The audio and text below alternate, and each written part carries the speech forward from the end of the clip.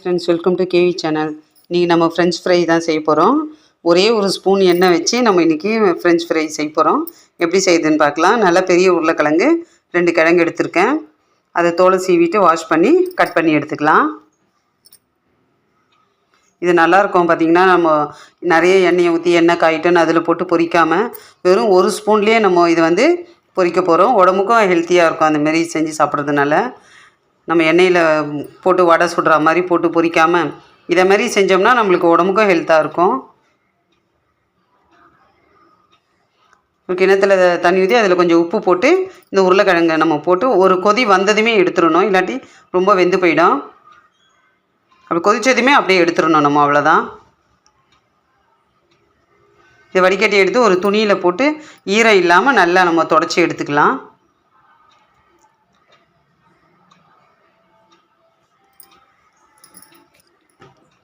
தண்ணியெலாம் இல்லாமல் நல்லா தொடச்சி எடுத்துக்கலாம்.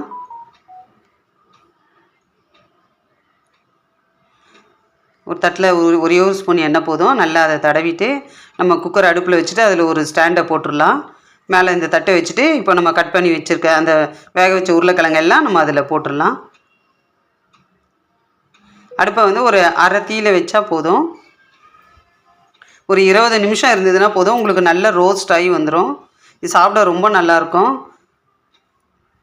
நம்மளுக்கு இது ஆயில் ஃப்ரீயாகவும் இருக்கும். அவ்வளோதான். மூடி ஒரு 20 நிமிஷம் கழித்து எடுத்தோம்னா நம்மளுக்கு ஃப்ரெஞ்ச் ஃப்ரை ரெடி ஆகிடும். பாருங்கள் எவ்வளோ சூப்பராக ரோஸ்ட் ஆகிருச்சு. நம்ம எண்ணெயில் பொரிக்காமல் எவ்வளோ சூப்பராக ஒரே ஸ்பூன் எண்ணெயிலேயே நம்ம ஃப்ரெஞ்ச் ஃப்ரை செஞ்சாச்சு. இதே போல் நீங்களும் செஞ்சு பாருங்கள். எப்படி இருந்ததுன்னு கமெண்டில் சொல்லுங்கள். இந்த வீடியோ பிடிச்சிருந்தா ஒரு லைக் பண்ணுங்கள். சப்ஸ்கிரைப் பண்ணாதவங்க சப்ஸ்கிரைப் பண்ணுங்கள். அடுத்த வீடியோவில் பார்க்கலாம். பாய்.